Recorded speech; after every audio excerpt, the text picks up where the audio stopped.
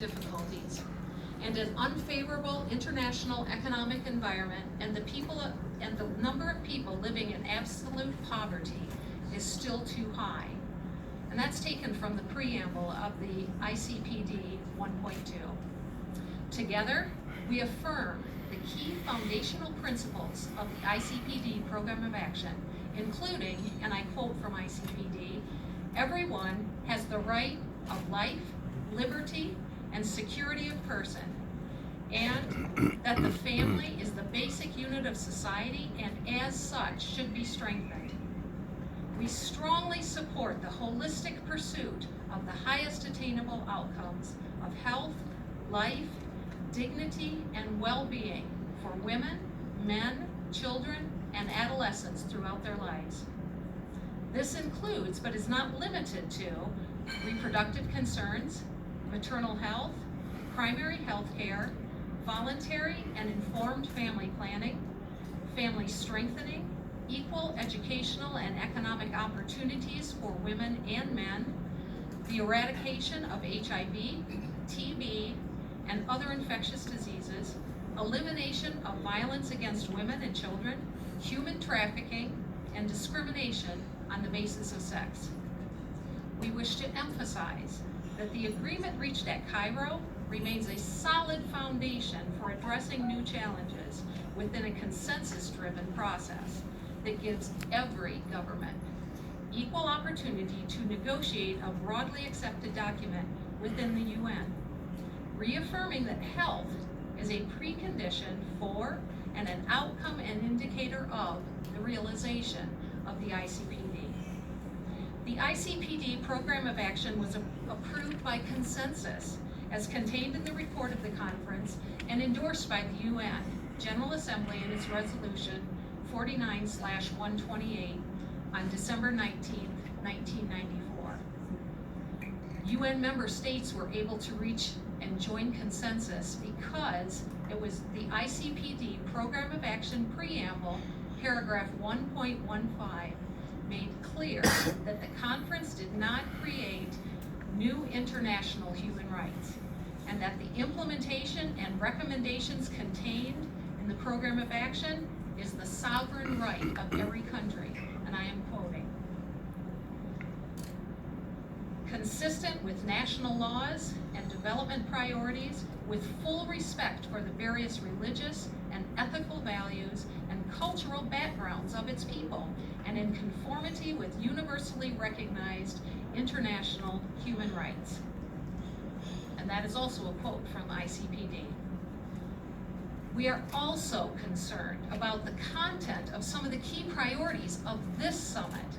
We do not support references in international documents to ambiguous terms and expressions such as sexual and reproductive health and rights, or SRHR, which do not enjoy international consensus, nor contemplates the reservations and caveats incorporated into the Cairo outcome.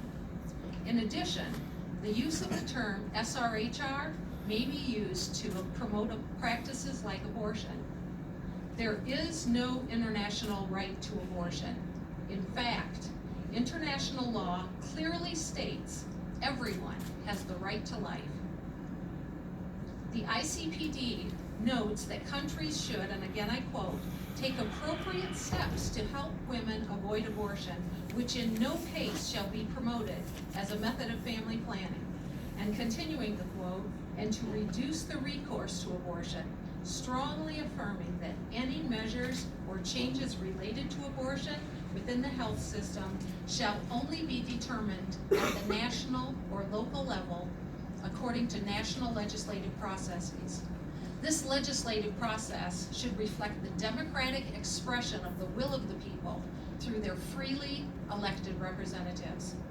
We cannot support sex education that fails to adequately engage parents and which promotes abortion as a method of family planning.